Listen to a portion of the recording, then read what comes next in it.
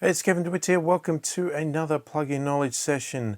In this video, we're going to have a look at the R channel or Renaissance channel from Waves.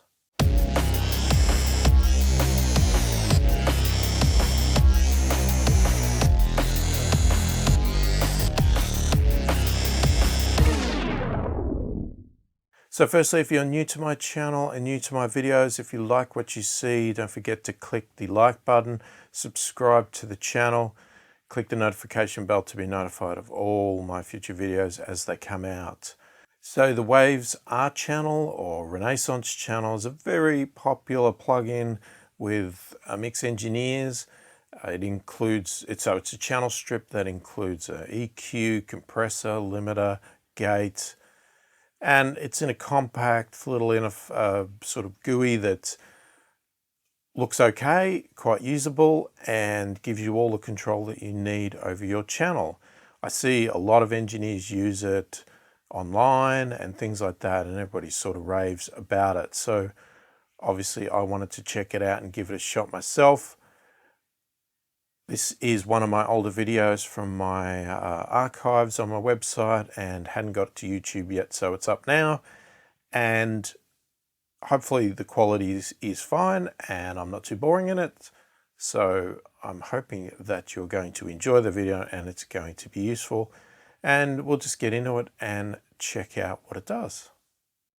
So the plugin here is supposed to be broken up into sections by colors. So it's determining that the EQ is the yellow section, and then the compressor is orange, and the gate is light blue. Now, as you can see here, the EQ is basically a 4-band parametric EQ. We can go for a high-pass filter. We can change it to a shelf. We can change it to a bell. And the next one here, we can do a shelf and a bell. So we've got two types of shelves. We've got a resonant shelf, as you'll see by the picture there, little peak on top, or a normal shelf or a bell. The next one again has the same there. And then the very last one, we can also set this one to a low pass filter. We can turn any of these bands on or off by flicking these switches. We can also change whether the EQ is placed before the compressor or placed after the compressor.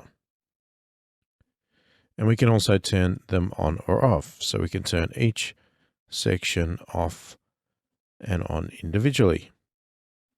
So this section here is the sidechain, and you'll see here that we have an independent sidechain for the compressor and for the gate. So we can individually set these to whatever we want internally. We can turn them on or turn them off, and we can change our type. So let's go into each one in a little bit more detail one at a time. So let's start with the EQ here. As I stated, we can change the type. We have our Q value for each one, which we can move our cursor left and right. We have our frequency and we have our gain. We can also adjust this from the graph itself by grabbing onto the dot and moving things around. So if we put that to a bell, we can move it around how we would like it.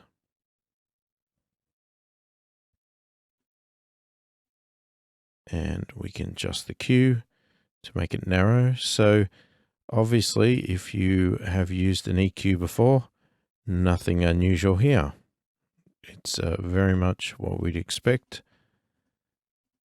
And let's just play a song and have a listen to the EQ.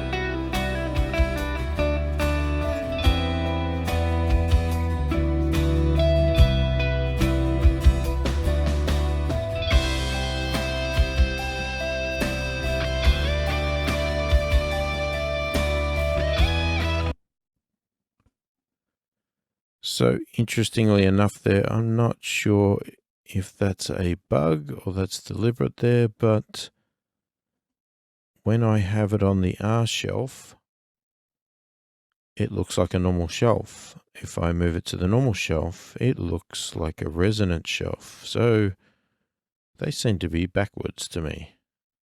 Okay, so just validating this in the actual manual, the standard shelf is based on the Renaissance EQ shelf, and that by default has a resonance overshoot all the time, automatically. Okay, so it seems backwards, but it's actually not. It's the way it's meant to be designed. And when we actually switch to the resonance filter, this works more like a standard resonance filter, and it depends on the Q. So the sharper the Q, we then start to get our little resonance peaks there. But if we have a low Q or wide Q, we get a normal looking shelf. So the labels are correct. I was just actually using it wrong. So let's listen again.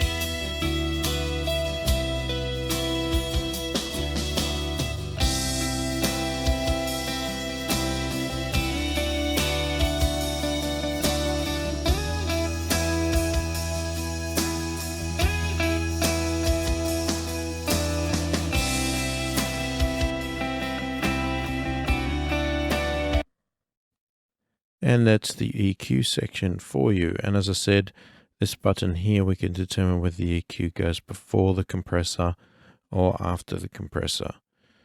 Why might you switch that? Lots of people do it different ways, and you can get a different sound either way you like. But if you're doing a lot of cutting or filtering, generally it's a good idea to have your EQ before the compressor, because if you're cutting out noise and low-end rumble, if you had the compressor first, then it will be responding to that rumble, and you may not want the compressor to be compressing based on that noise. So if you have the EQ first, you will have cut all of that noise out first, have it sounding similar to what you want it to actually come out, and then the compressor will respond to only that signal itself and not other frequencies that you're going to cut out afterwards.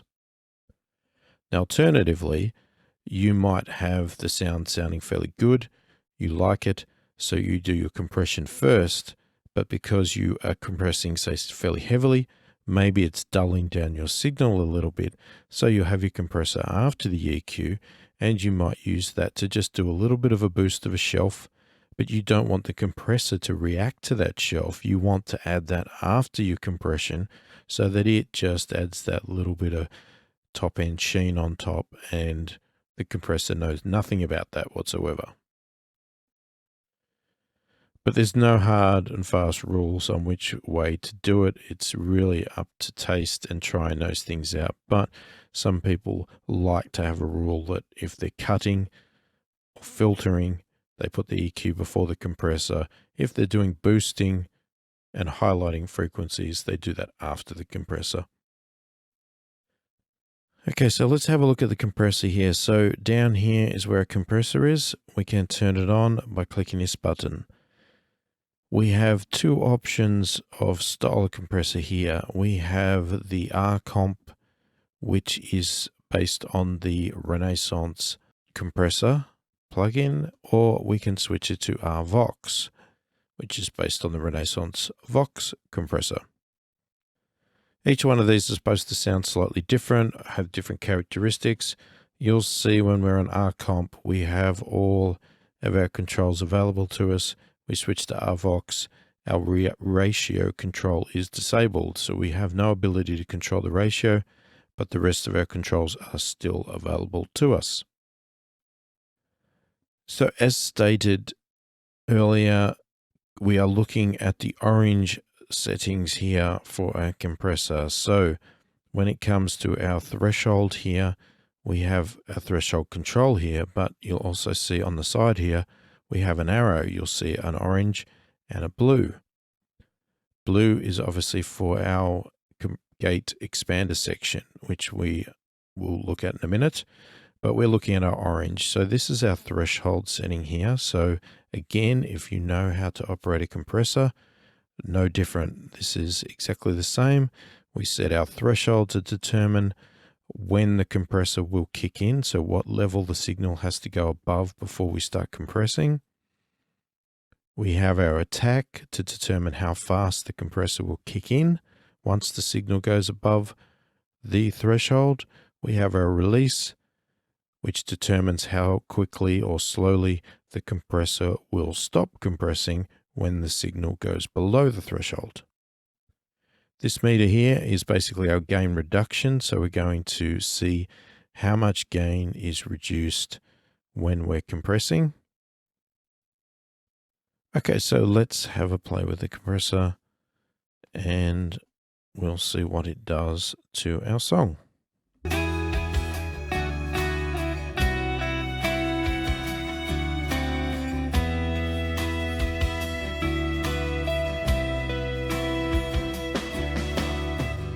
Now, at the moment, even though the signal's going above the threshold, we're getting no compression, but that's because our ratio is set to 1. So this will be a 1-to-1 ratio, which means it does nothing at all.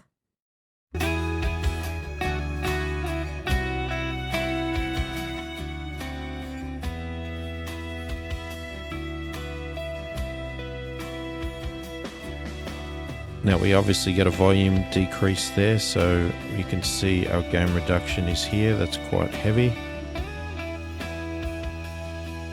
Change our threshold to reduce that.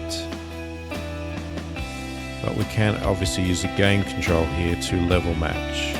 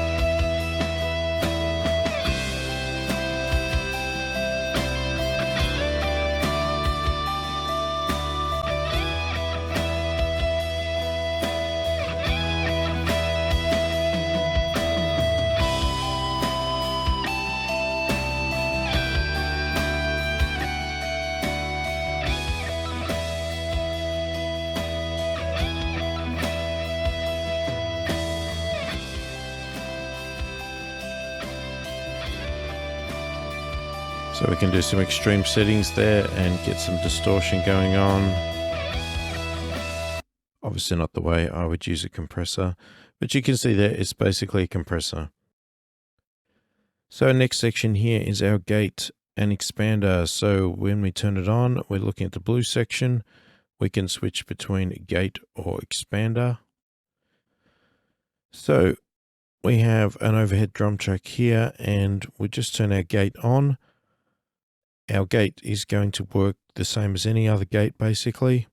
A few different labels maybe, but other than that, it's going to function the same way. We have our threshold, which is going to determine when the gate is going to open and close based on the audio signal.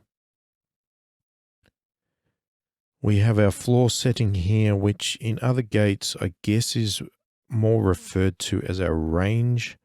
So we can have it set to infinity, which means as soon as the signal goes below the gate, we are going to reduce the volume of that track to infinity. So we're going to basically turn it off entirely, or we can bring it up and it will not totally silence the track. It will just reduce the volume of the track in between where the audio signal goes below.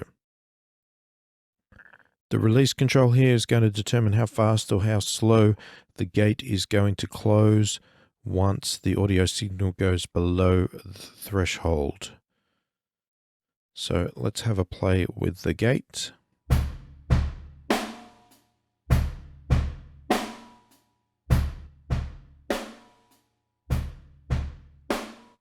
So if we put the floor to infinity,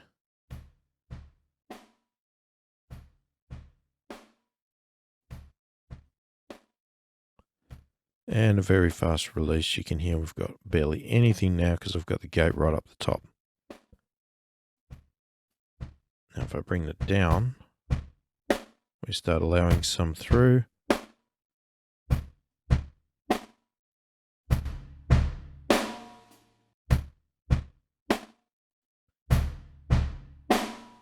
We slow it down.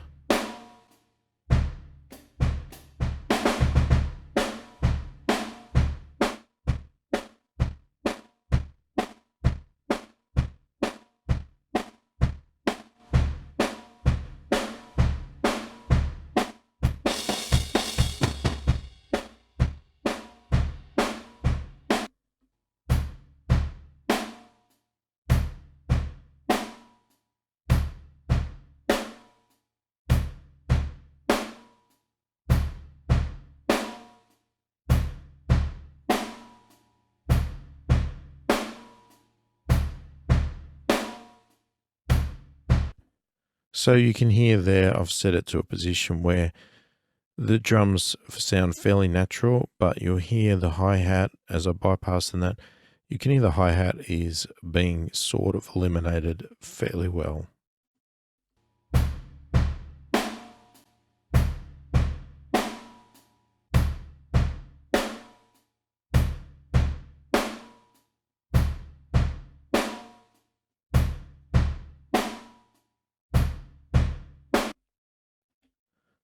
So that is the gate.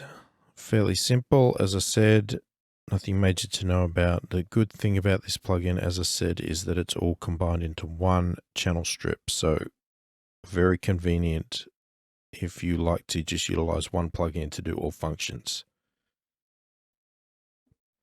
So again, I guess to go in regards to a channel strip, we have a phase invert here. So if we find that we have a drum track that's out of phase, we can use this control here. That can be quite handy in itself.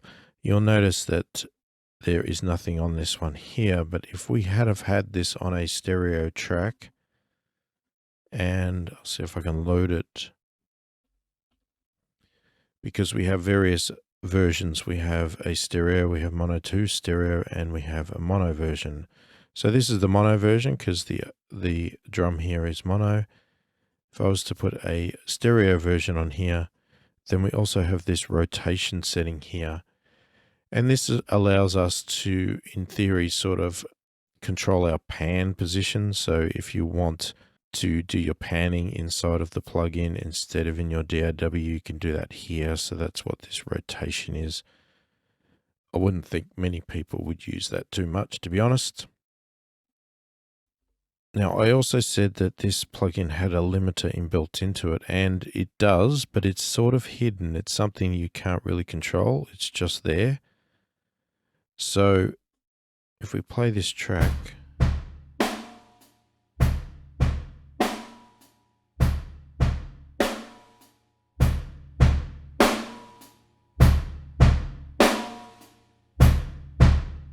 yellow signal here is our clip meter. So when that is being lit up, that means that the limiter is being hit and is controlling and stopping this signal from clipping. So that's pretty handy in itself if you have a tendency to overload your plugins and you don't want to load an independent limiter, then you know that this has you covered because it's doing limiting in the background there.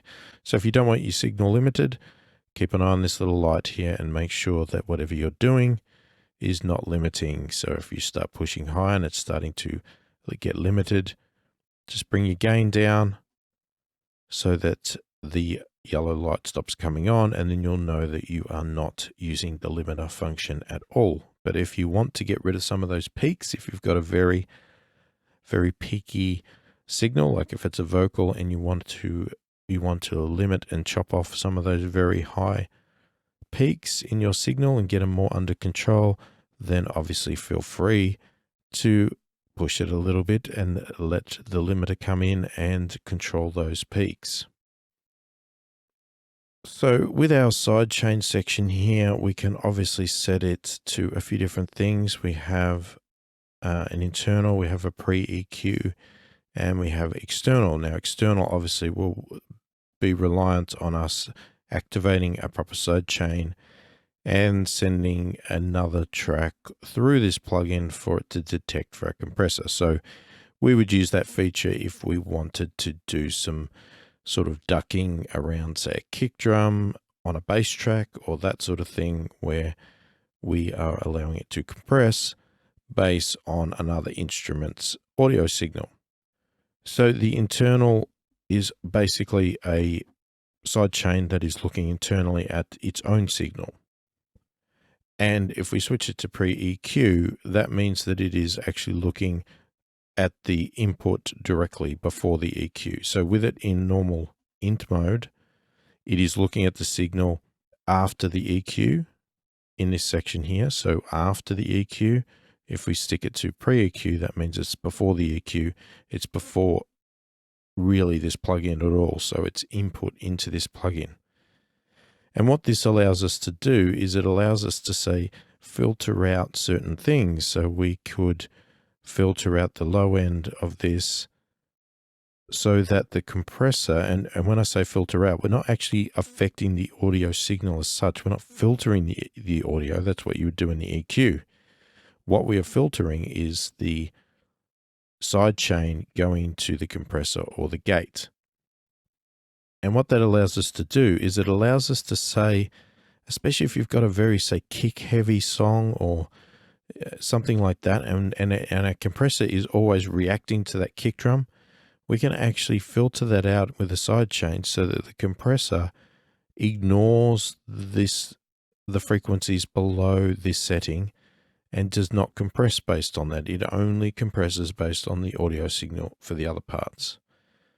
So we can change the bandwidth setting here, and we can even listen to this sidechain to check that our sidechain is working and what it's actually reacting to. So let's just have a quick play with that. So it's actually off at the moment. Let's get our compressor working.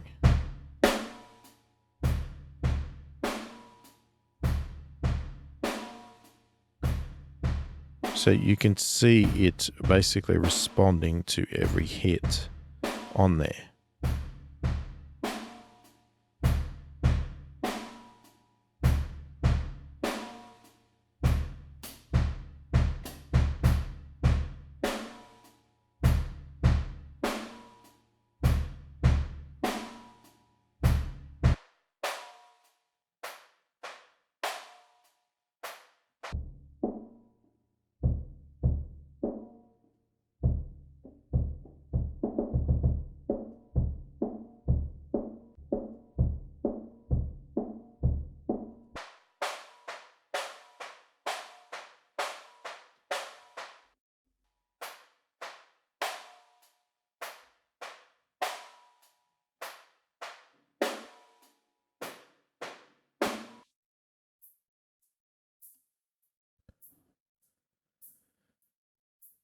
So with our sidechain turned on here, I've got it in listen mode. So what we are listening to is our sidechain setting. So in this regard here, we're hearing nothing. So to be quite extreme, I could set this here so we're only hearing that very top end.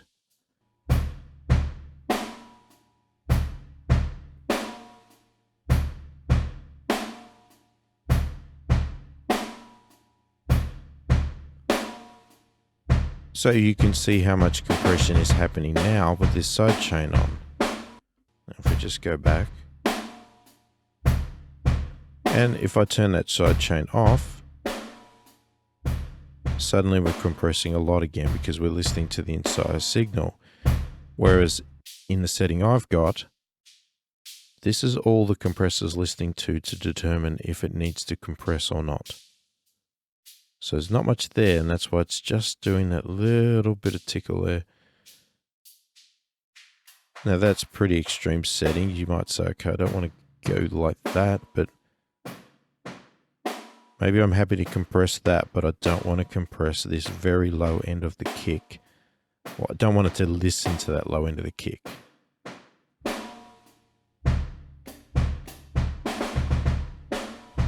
So that can change the way the compressor works and how it sounds.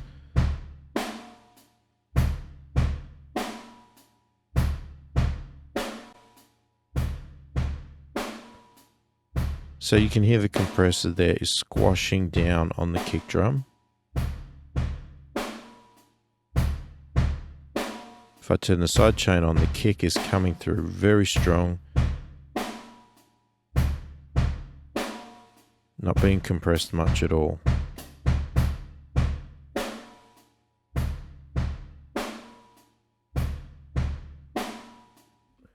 So that's what you can use an internal sidechain for, very handy in that regard.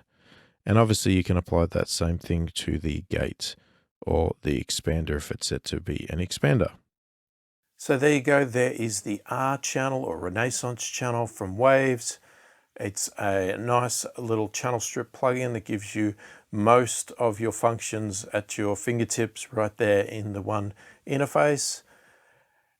It's quite popular with a lot of people, but look, to be honest, for me, it's something I tried and I have nothing against it. It's a great plugin, does what it's meant to do, and I'm sure a lot of people actually like it. For my style, for some reason, just the interface itself just doesn't gel with me. I just don't get out of it what everyone else gets out of it, and I generally gravitate to other plugins instead of this one. So, you know, let me know what you think in the comments. Grab a demo and try it out.